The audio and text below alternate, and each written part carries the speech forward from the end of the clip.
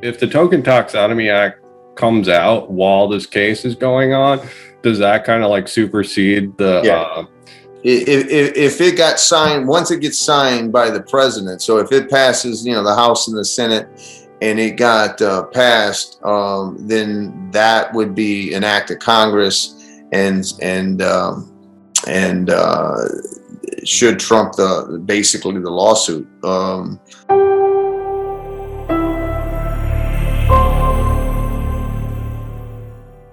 Tonight we have a very special guest. We have John Deaton that's taking up the XRP lawsuit. I believe he wrote a writ to the judge in order to help protect the XRP community. Hi, John. How are you tonight? Good. How are you, Darren? Thanks for having me. I'm doing well. Did I mess anything up in the introduction? Is that correct? Is that accurate? Well, it's technically it's not a writ. I did file a writ, but that was in the Rhode Island litigation. What I filed now is a motion to intervene into the case for XRP holders. And so the writ of mandamus that I filed, that's something that was done before. So technically, what you meant is the motion to intervene, I'm sure. So that's just to kind of like give the SEC clarity that saying that this is an investment contract for Ripple, but for the XRP holders, it's something different. Is that what you're trying to clarify? Well, what we're trying to do is, from the beginning, normally speaking, the SEC will say that a particular company used an asset. Now, you can use any asset. It could be Bitcoin even, or Ethereum, or it could be gold contracts. It could be anything. The way they use it is as an investment contract with Ripple. The difference is, in this case, they've taken a very broad approach and said that XRP itself is a security. And in their recent opposition to our motion, they even used those words. They said, quote, XRP trading, including in the secondary market, represents an investment contract. So what that means in plain terms is, when they say the secondary market, that by definition isn't Ripple. When Ripple sells, that's a direct sell. The secondary market is Darren and John purchasing on Uphold or Binance or Coinbase or wherever.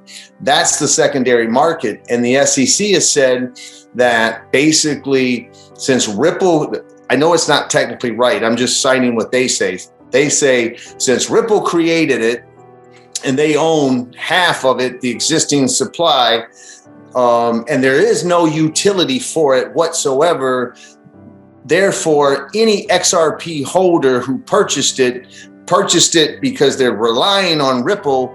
That's a common enterprise and they expect a profit. Therefore, it's an investment contract and a security.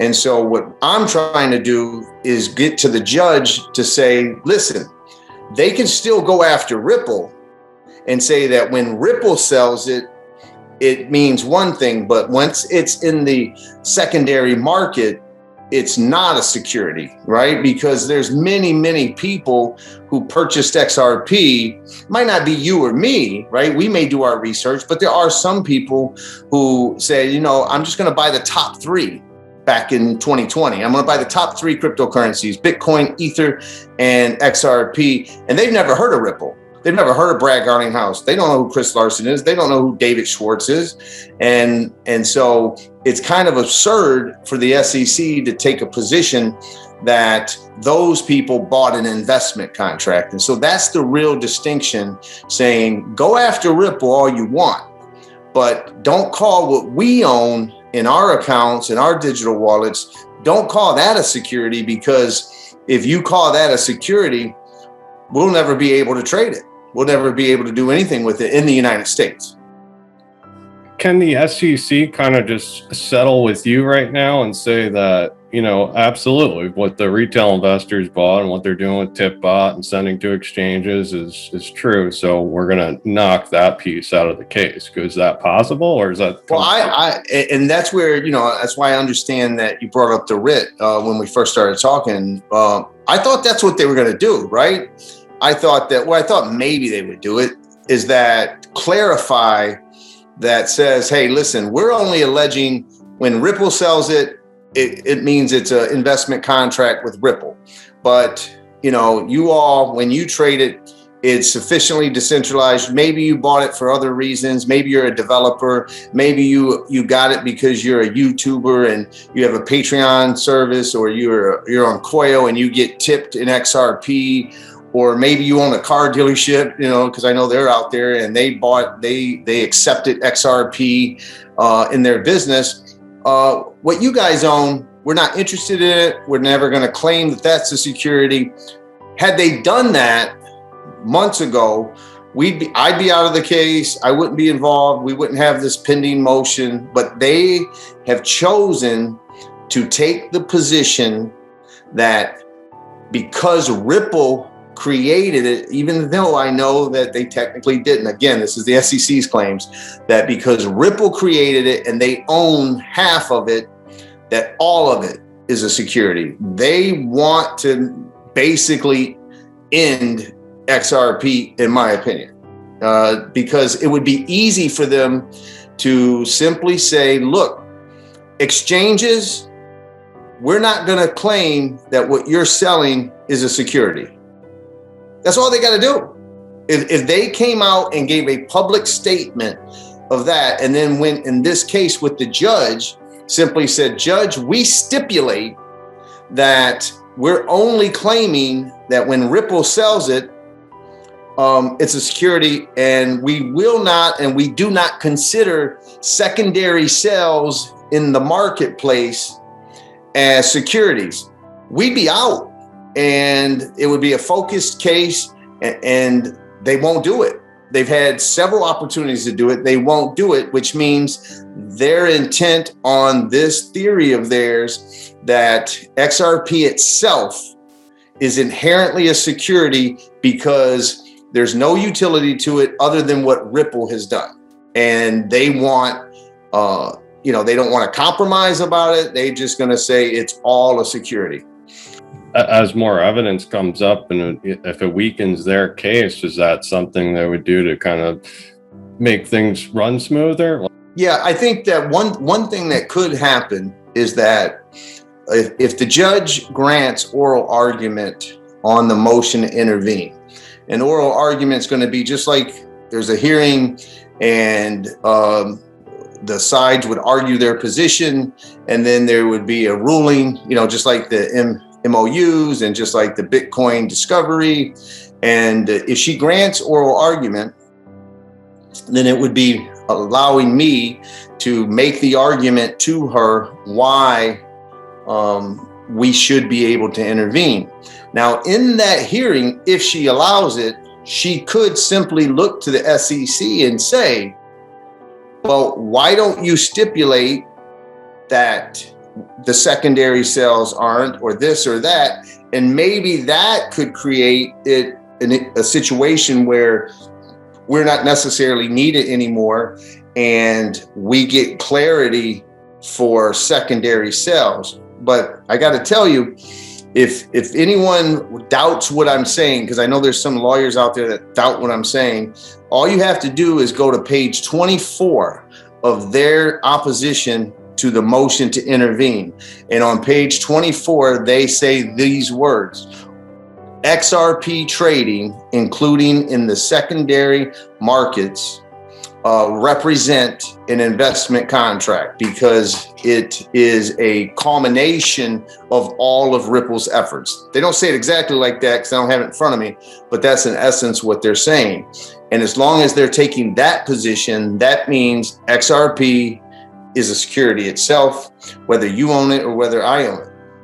And maybe the judge could hint to them that she's leaning toward allowing us in the case unless they take a different, theory. Maybe they will, maybe they won't. So that's a possibility. It's also a possibility that she grants the motion and then the SEC decides to do something to, to amend the complaint or to narrow their focus so that they don't have to be bothered by me and 17,000 people. That's a possibility as well. And so, I can't predict what the SEC is going to do because if I were over there, I would have made sure that, listen, you're here to protect investors. You really can't claim that the XRP that Darren owns, you can't say it in good faith, in my opinion, that that's an investment contract with Ripple. And so if you really are never going to prosecute Darren or John or anyone else for selling XRP 5 years from now, 3 years from now, then why don't you just come out and make that clear and go after Ripple all you want? I can't understand why they won't do that. I got into a car accident a while back. I was speeding while it was raining out, and when the cops gave me the tickets, they just gave me like a ton of tickets, like things that weren't even true, and I had to go to court and kind of plead down to like a smaller charge, but I had this humongous amount of tickets, so it was really intimidating at first. Is that a strategy you think the SEC is using? It is absolutely possible. It's I call it the kitchen sink theory, right? Which is when the prosecutor throws the kitchen sink at you. Here's an example. You gave the example of like the tickets, and they throw in reckless driving and speeding, and maybe they said that you made a illegal turn or whatever, right? They just charge everything they can. Imagine if you're at a pub and you're with your wife and someone touches her and you warn them and they touch her again and you push him away and then he hits you and then you beat him up, but when he falls, he gets hurt bad, right? Now, you have a legitimate self-defense argument, and in fact, you have a defense of others argument, but they decide to charge you with attempted murder.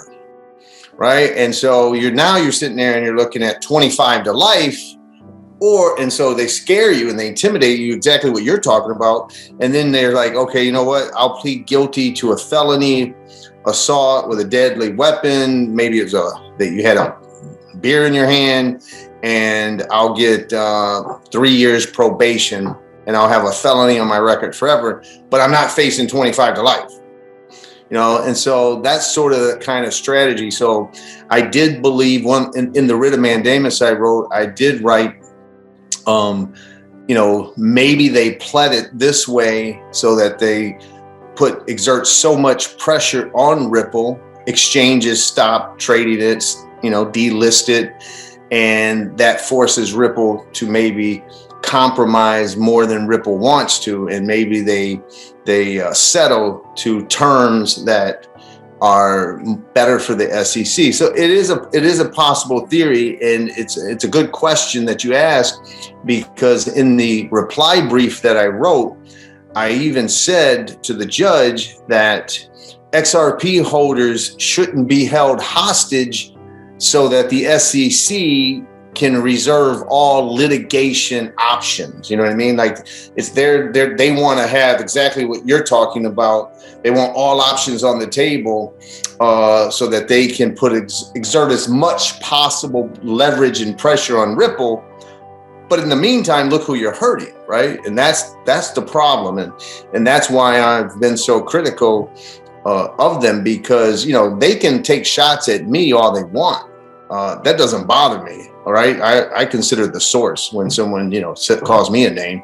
But it's not like there's 17 people that are standing with me.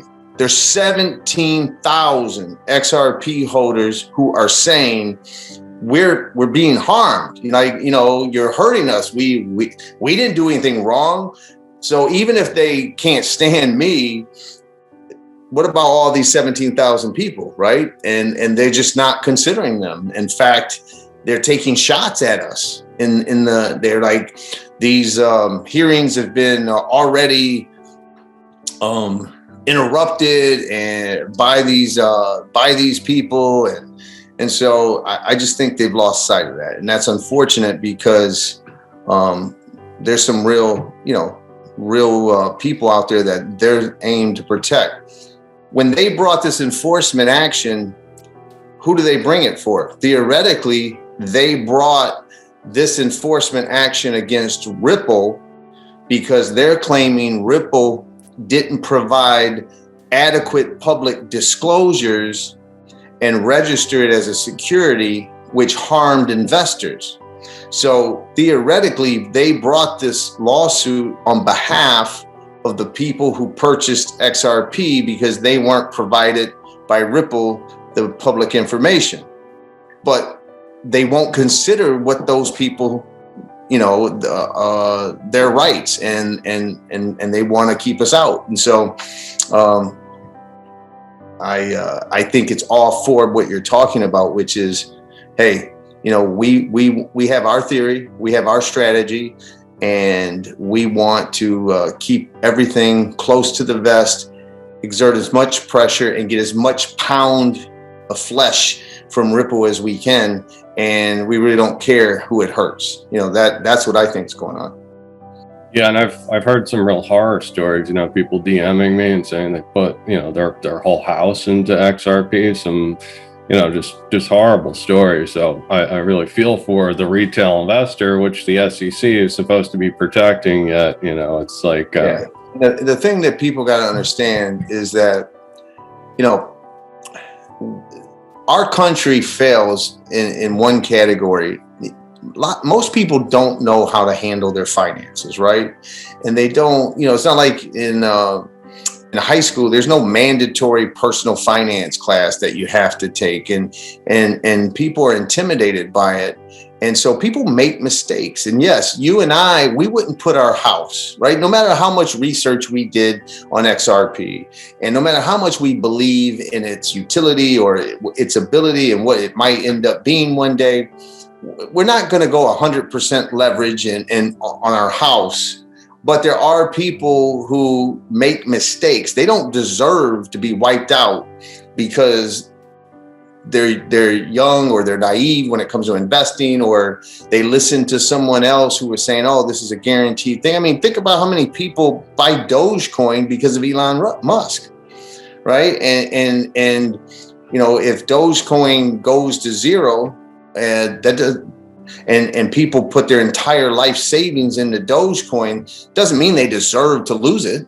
It just, even if someone would say, well, you really shouldn't have done that.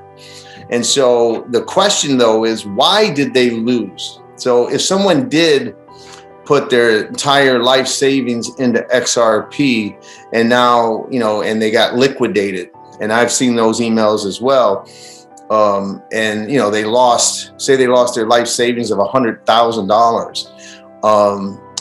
Why did they lose it is the question that I want to get to.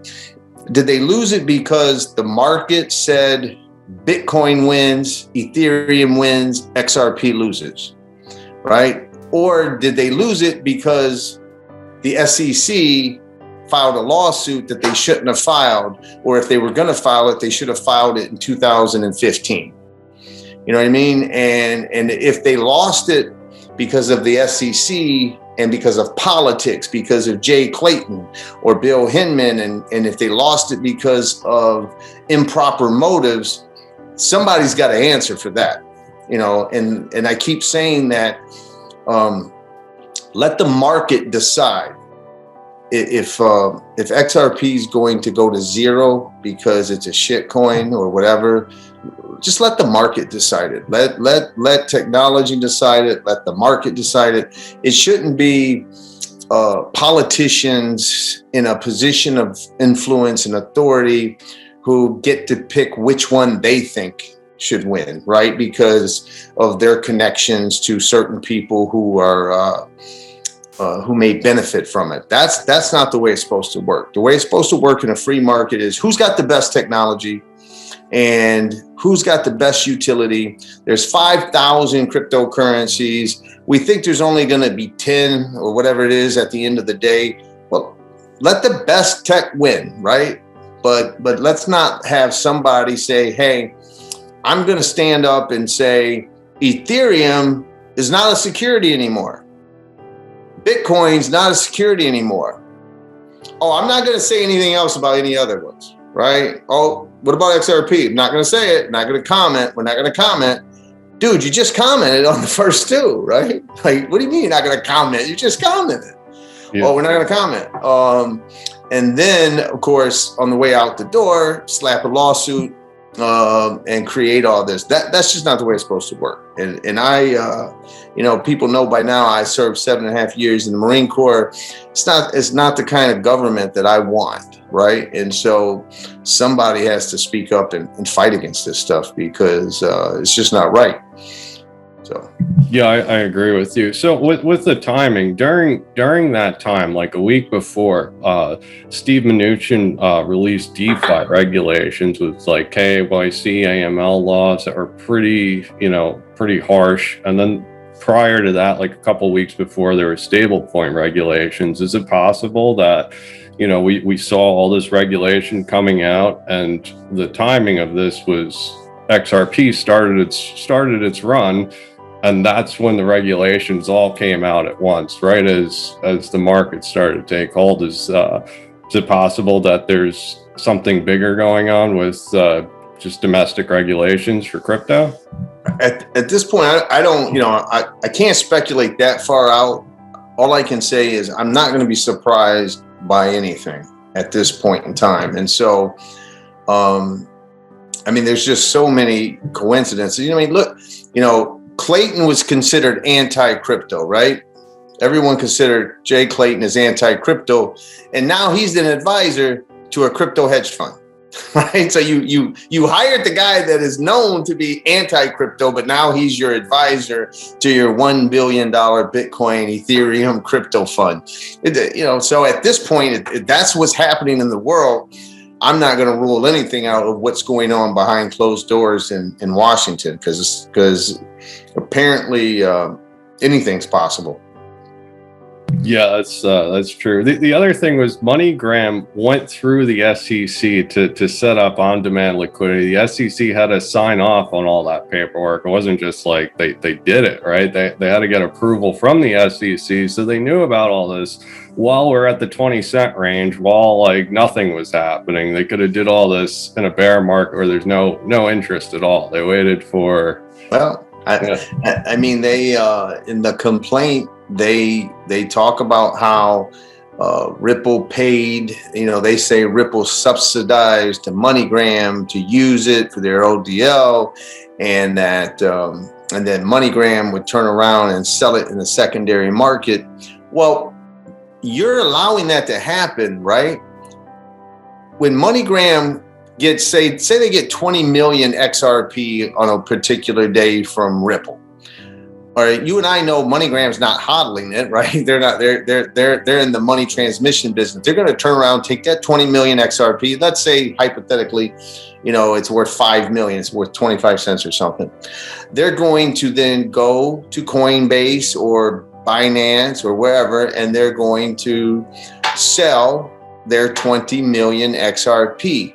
You and I are now buying XRP that's being offered from MoneyGram that was given by Ripple. The SEC knows this is going on, and then 18 months later, they slap a lawsuit and say that the XRP that you and I bought is a security. Now, if that's not the level of absurdity, I don't know what is. I mean, isn't that entrapment? Like them setting it up to collect evidence? Like, oh, I allow you to commit these crimes, and I'm just collecting evidence the whole time. Well, sure. I mean, listen, they allowed not just that, but I found out. What I did is I pulled. Well, I say I pulled it. I should say an XRP holder probably sent it to me, right? So I don't want to act like I'm like the best researcher in the world. Somehow I got it in my hands. And I'm sure one of our fellow XRP holders did it. But it was the earnings call in February of 2020. in MoneyGram at their earnings quarterly call, they end up saying that after talking with the SEC, and this is written out, so it's proof, after talking with the SEC, we moved the XRP out of the revenue category and we put it into the contra expense category. Now just think about that for a minute. That means the SEC is talking to MoneyGram about how they should account in their accounting for XRP. And that's how involved they were. And then you take the fact that they contracted for someone to run a node on the XRP ledger, which means that that node is at least it's recognizing transactions. So during that period of time, let's say there's 1 billion transactions that the node that the SEC is running is, I don't know if you want to say validating it or acknowledging it, but that's 1 billion worth of security exchanges going on, unregistered securities being transferred. The SEC is monitoring it for a couple years, 3-4 years, and then they decide to do something about it.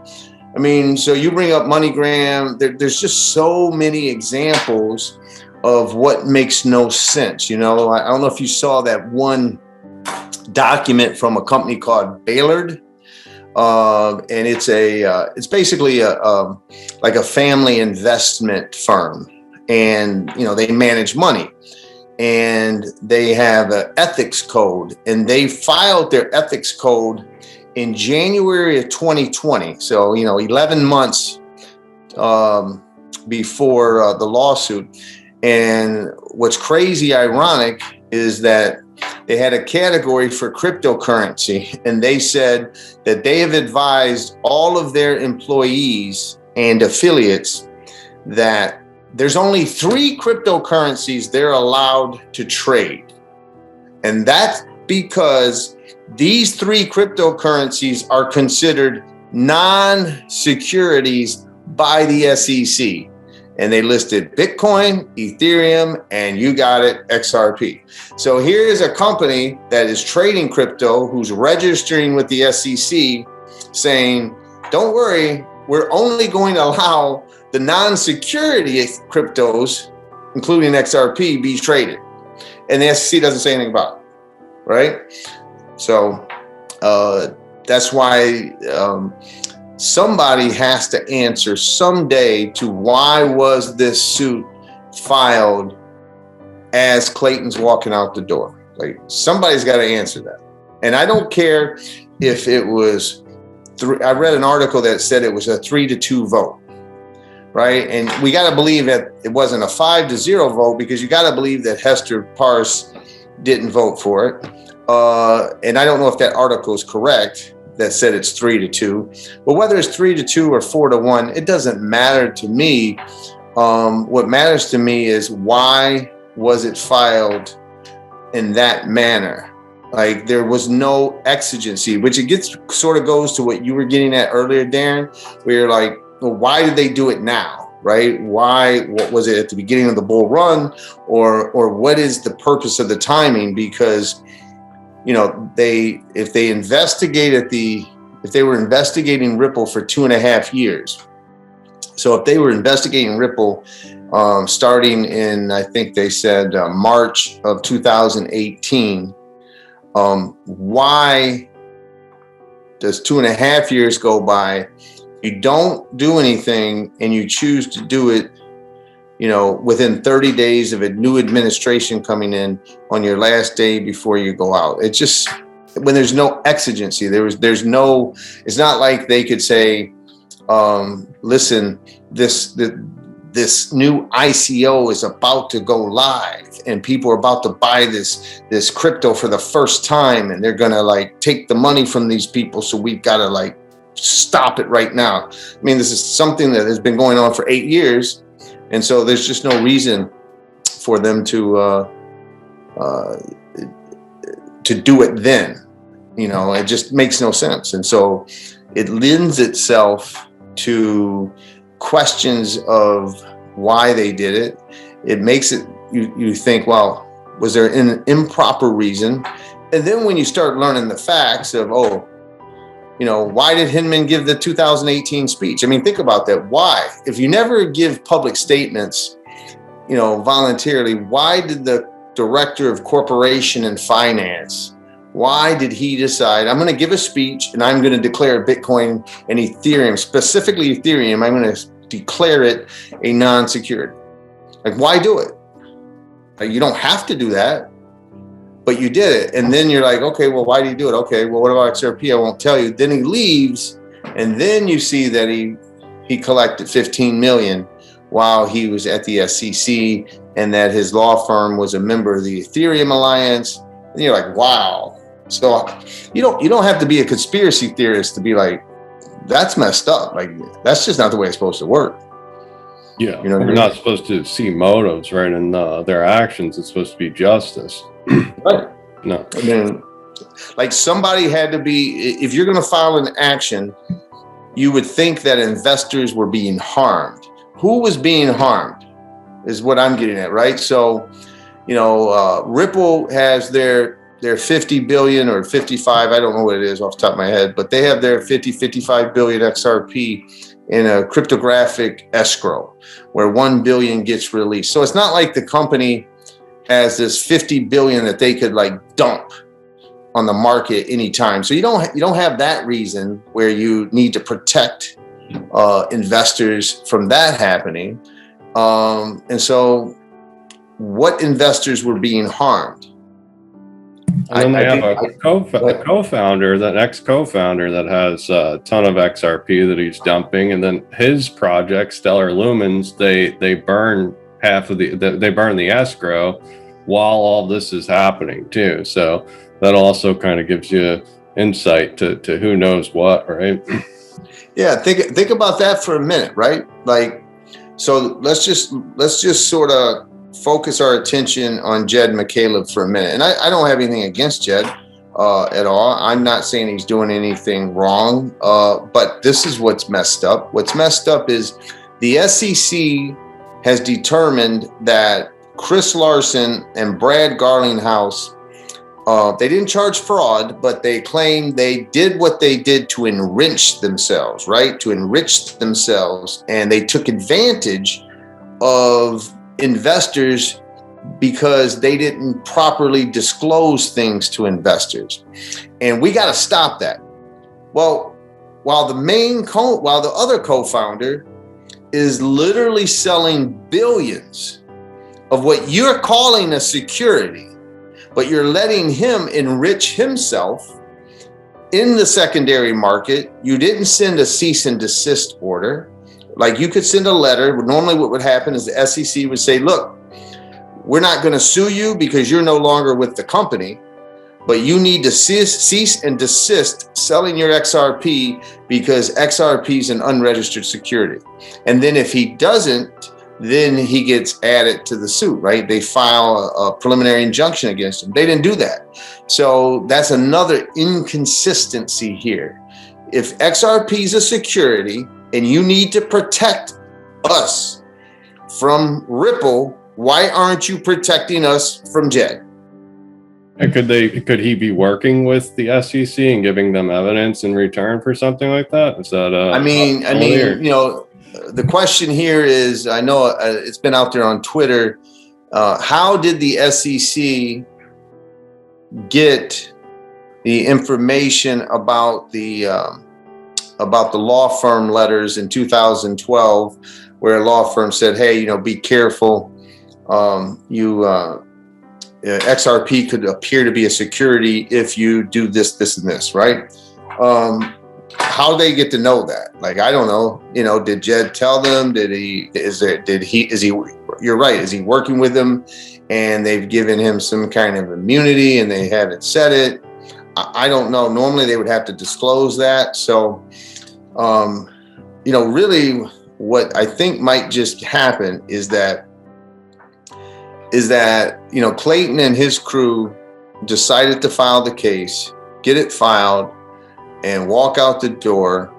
And then all that's happened is you have prosecutors now, what their job is to prosecute. And they're all caught up in the battle, right? They want to beat Ripple's lawyers. It becomes this competitive thing. And they want to, Ripple has got Mary Jo White, former SEC chairman. They've got the guy who's the former director of enforcement. They've got the guy who is in charge of the New York office at one point. They got all these heavy hitters, former from the SEC. And so the current SEC lawyers, they're in this battle and egos are involved, and they're losing sight of, there's like 17,000 of us saying, hey, go fight all you want, right? But don't interfere with my life. Don't call what I own an unregistered illegal security, because I've got nothing to do with that. And that's really, in a nutshell, what we're doing. All we're doing is saying, look, Judge, we knocked on the SEC's door, right? Not one of us, not 17 of us, not 1,700 of us, 17,000 of us are knocking on the SEC's door saying, look, I don't know if you intended to do this, but it's happened. Are you going to do something about it? Because you're killing us. And the SEC won't open the door. Right? They won't even open the little slide door, right, to look out and talk to us. And so we're now knocking on the court's door and saying, we don't want to be involved in this. We just want to go about our lives. So can we get justice, right? Because at some point in time, the truth's got to matter. The SEC can keep saying that XRP has no utility all they want. That doesn't make it true. Right? It doesn't make it true. And maybe in 2013, maybe it didn't have any utility. Maybe in 2015, it didn't have any utility. But you cannot claim that 2021's XRP or 2020's XRP has no utility. You just can't claim that with a straight face. I mean, you've got Flare, you've got, Spin the Bits, you've got this Winchan that just came out. I mean, not just that, but you've got people using debit cards with their XRP. You have thousands of businesses accepting XRP as a form of payment, along with other cryptocurrencies. And so quit saying that. Like, just say it that, when they sold XRP in 2015, it was a security.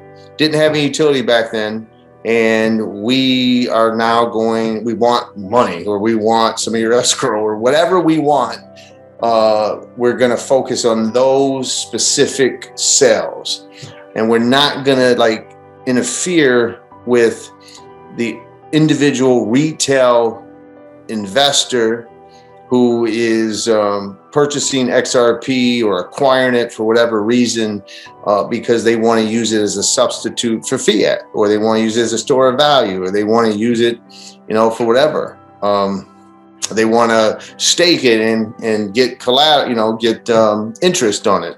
They want to use it as collateral for a fiat loan. I mean, however you or I want to use our property, that's our right. And they need to, keep the fight to where it belongs. And so we'll see. I mean, I'm hoping, I keep checking my emails because I'm hoping that I get a notice, or we all get a notice that there'll be an oral argument, because I really want the judge to hear what we have to say. You know what I mean? Not just in the written form, because you're limited, and I want to hear an oral argument, some of the things we have to say, because I think that if she listens to us, and they're good judges, they really are. I think it's going to be hard to dismiss us. You know what I mean? And the SEC can dismiss us, but I don't see the court. That doesn't mean I'm going to get everything I want. I'm just saying that it'll make it difficult for her to not at least consider our interest in what we have to say. Like make us amicus, and say, and when there is going to be a summary judgment or a declaratory judgment or any type of legal argument that could impact today's XRP, allow us to be heard. That's it. We're not trying to get in the middle of the case, but allow us to be heard because we can help educate the court, right? Ripple says that in their sworn interrogatories, they told the SEC that they don't have the knowledge of all the different use cases for XRP. That's not what Ripple's doing, right? Ripple's using it as a cross-border bridge currency ODL product. That's the use case for them. How the rest of the world in this decentralized ecosystem is using it, we don't know. They even said in the interrogatories, see John Deaton's letter where he lists out a whole bunch of use cases that he got from XRP holders. And so we'll see. I'm optimistic. Before I even got into XRP, and I would send XRP to other exchanges to sell it for other coins, just because I didn't want to pay high Bitcoin fees or Ethereum fees. Like it's really just there's no gravity to what they're saying because it's just not true. I've used XRP for tip out all the time. It's something I use all the time. So. Well, no, that you did another great point, and this is that there is that company developer Spin the Bits. I don't know if you've heard of them, but what they do is exactly what you just said. They basically use XRP to move the Bitcoin because of the speed and because of the cost. So Darren, think about this for a minute, right? This is what I'd love to tell the judge if I get the opportunity. So a company like Spin the Bits or even Darren is going to use the XRP ledger and XRP to transfer other coins because of its cost is so low and its speed. So they move Bitcoin from one place to another using XRP. If the SEC is correct, then what that means is the underlying asset, Bitcoin, is not a security, but the product that's being used to transfer it is a security. That sums it up to me. You know what I mean? And that's basically what you were saying that you've individually used it as, right? Yeah, I use it all the time for that. If you need to move something quick to an exchange or something, why use Bitcoin or Ethereum? Even if that's what I'm looking for is an Ethereum pair or something, I'll still sell the XRP for Ethereum to buy the altcoin that I want. So it's, I really do use XRP. Like I utilize it. It's not just. Well, what you're doing is, is exactly what I think. I thought that the United Kingdom did it right? They came out and they said with digital currencies, they said we classify three types of cryptos. You have the security token, that's a security. You have an exchange token that's used as an exchange token, and then you have a utility token that's used for utility of some purpose. We're going to list XRP as a hybrid token that is part exchange token, part utility token. It's not just utility token, it's not just exchange token. It has this diversity, if you will. And what you just described is exactly what I think the UK, how they described it. And so, it's a hybrid token that's utilized both with exchanges and also to move products, and that serves as a utility, or move other coins, and that's the utility. So yeah, but that's if you basically use it to get Bitcoin and move Bitcoin, your Bitcoin's okay, but your vehicle of movement, that product XRP, that's a security. That's just a silly way to approach it. Yeah, that's stupid. What maybe if I get an oral argument, I'd just say it like that. You just summed it up. It's just stupid. What about like the Token Taxonomy Act? Is that similar to what we're talking about with the UK? Is the US's Token Taxonomy Act similar to that? And then on top of it, if the Token Taxonomy Act comes out while this case is going on, does that kind of like supersede the if it got signed, once it gets signed by the president, so if it passes, the House and the Senate, and it got passed, then that would be an act of Congress, and should trump basically the lawsuit. I mean, at the end of the day, that's what we need. At the end of the day, we need the United States Congress to get off its butt, right? Quit arguing about whatever you're arguing about today. Like, realize that we're whether you like cryptocurrency or not, it's not leaving, right? The United States can slow it up a little bit, maybe, and China can come out and say, "Oh, we're not letting banks deal with cryptocurrency," and Nigeria can ban it, and India can talk about it, but it's not going away. And so acknowledge that, realize that, whether it's DeFi, or whether it's Bitcoin as a store of value, as digital gold, these things are going to be around, and let's implement them and be a part of the fourth industrial revolution, is the way I look at it. And so, because right now, let's say there's a settlement. Now, in a traditional settlement, it would just be, okay, you pay this fine and you do this.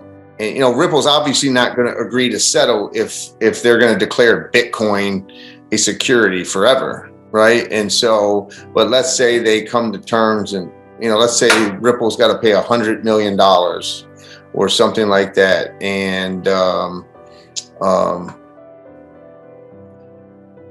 it's not going to give the industry, right? What's that mean for XLM? What's that mean for Algo?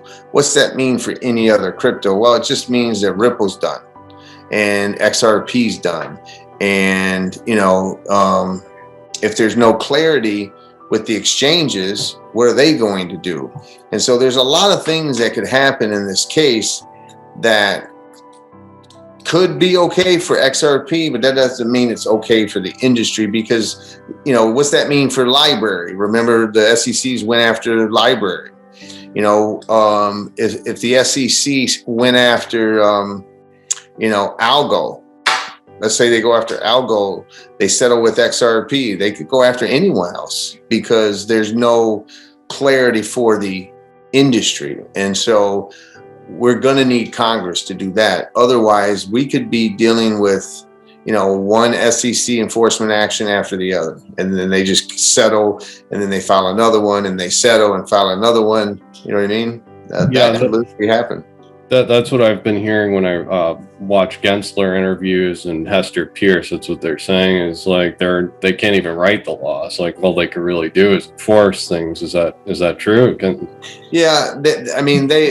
What they could do is they could still provide guidance. They don't write the laws. The SEC doesn't write the laws. It's enforcement. But the problem with the SEC is everything they do, they say, this isn't an official position of the SEC. I mean, have you ever seen anyone from the SEC ever say, hey, this is what we think, and this is the way it is? No, they even give a risk alert.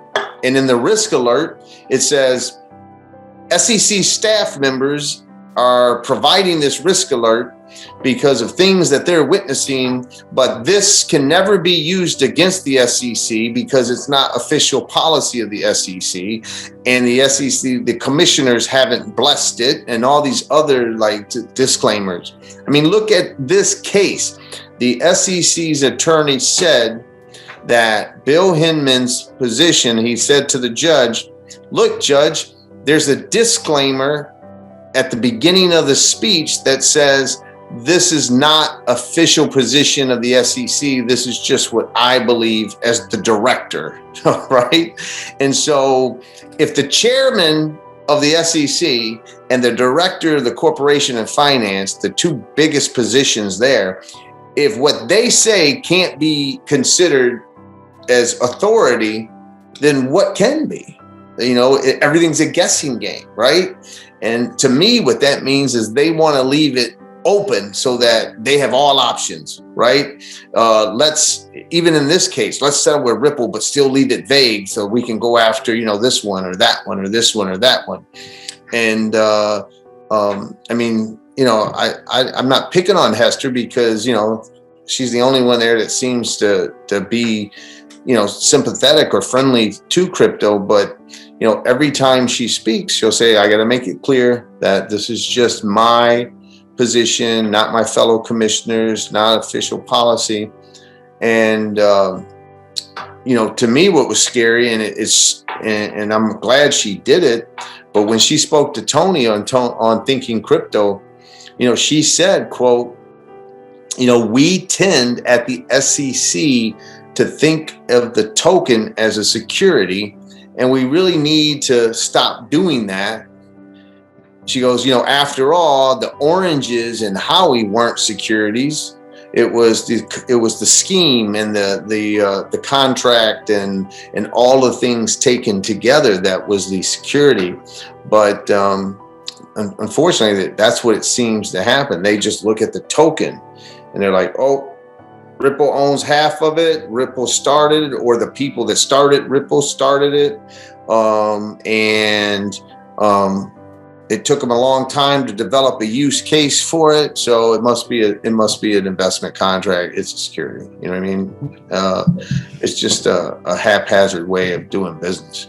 She proposed the safe harbor law. Is that something the SEC can push forward, or is that something Congress has to sign off on? No, SEC could absolutely. I think it would take a 3 to 5 vote. I'm not 100% sure on the policy and procedure there, but if Gary Gensler and 2 other commissioners were to say, we want to vote on a safe harbor provision, and they got the 3 votes, then they, just like an enforcement action, they could publish a guidance that says that basically, well, you know it probably better than me, but basically any type of cryptocurrency, digital asset entity that starts a distributed ledger technology, you have 3 years, you have 5 years, whatever it's going to be, you know,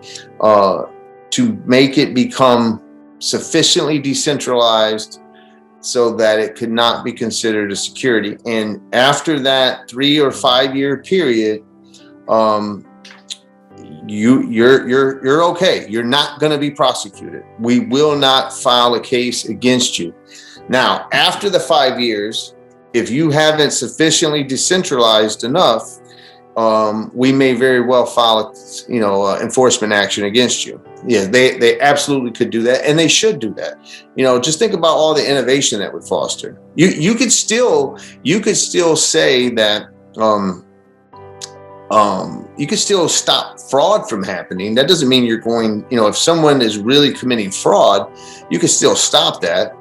But I think innovation would just, you know, go through the roof if people had that. Because think about it, if you're a startup, right? And this is what the SEC, this is why the SEC is getting so frustrated, in my opinion. Ripple's got deep pockets, all right? They own, whether it's a security or not. Right now, you know, I know it's down today, but they own 50 billion XRP. when that's at $1.50, that's $75 billion, right? So if they can fight, they can afford those attorney's fees. If you're a company like Library, maybe, and I shouldn't use them as an example because I don't know enough, but let's say you're like your Ethereum starting out, and you got 10 million, $20 million. I think Ethereum, when they first did the IC, I think they earned 17 million or something like that. You can't afford $3 million in attorney's fees or $5 million in attorney's fees to fight the SEC. I mean, just think of can you imagine, Darren, what Ripple's legal bills are right now? Like what's coming in each week? Yeah, it's got to be crazy. The team that they've hired is pretty much all SEC people, and like, you know, it's not the normal run-of-the-mill lawyers. Well, let me tell you, the lawyers that they've got, they're not charging a measly $500 an hour. All right, right. To you and me, $500 an hour might be big money, right? But I can assure you that Mary Jo White, former SEC chairwoman, right, isn't billing out $500 an hour. It might be $5,000 an hour or higher. And so I can't even imagine. Whatever we pick, it'll be less. I mean, it'll be more, right? If I'm like, oh, I bet they've already spent, $5 million in attorney's fees, it's probably more.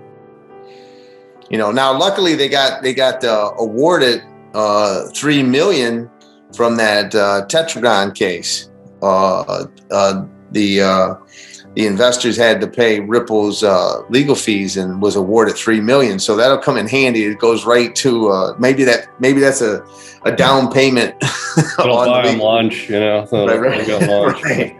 Right. So, but the point I was making is that not a lot of small companies who are trying to build are going to be able to fight.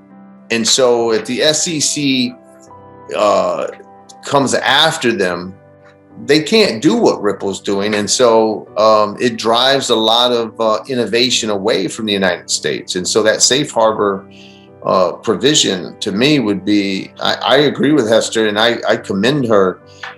It's right on the money of what should have been done. It should have been done, quite honestly, it should have been done if when Hinman in June of 2018, when he comes out and says, look, if you don't consider the beginning of Ether, if you don't consider the beginning, then today it's sufficiently decentralized. He said that in 2018, right?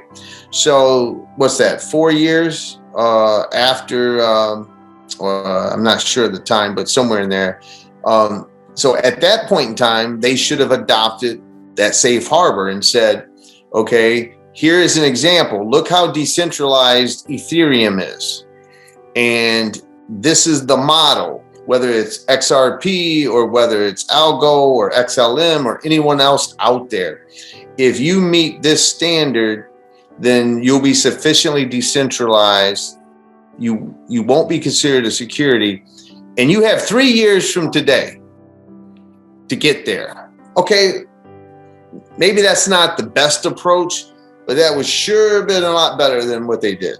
You know what I mean? And so we'll see. I can't read Gary Gensler. I don't know. I have a fear that he's a career bureaucrat, politician who, regulator who wants to regulate. And Hester said, well, generally when there's an enforcement action that was filed by the prior administration, sort of as a rule, you don't just dismiss it. And I'm like, why not? Like, if it shouldn't have been done, why not? Yeah, but that's what I mean by politics. If he's a career politician and he's going to be like, well, there's just certain things we don't do, and that was started, so it has to play out. That would be like very disappointing if he was to be like that. My impression is that he wants Congress to make the rules, and he'll regulate from there. But it seems like he's waiting for Congress to do something from the previous speeches that I've seen in interviews and stuff. Yeah, I think you're right. So I got one last question for Sure. you. It's has social media tried to censor you since taking on this case? No, I should have brought something out. I didn't. Actually, my paralegal told me this today, and I didn't think about it. But you know how the SEC has said that, like, I'm promoting violence and all that because of my silly video I did, the cross-examination, right, of Clayton, where I played my cousin Vinny, a couple scenes where the judge says, "Are you on drugs?" And I'm like, "Oh no, not judge, but I might need some." Like, I make a stupid joke in a video trying to be funny. I mean, criticize me by saying I wasn't funny, right? I'll accept that. but don't get up and say I'm promoting violence because I make a joke. Like, you say that again, I might have to walk over there and slap the shit out of you. But the point I was going to say is that she told me that YouTube has like these strict rules on violence and promoting violence, and that if anything that I did was anything like that, they would have slapped a warning on it, or they'd have done something. But no, I haven't. The only issue with me was that someone was imitating me at one point, and they had created a image, and they were like trying to like get people to send them money or something like that. You know what I mean?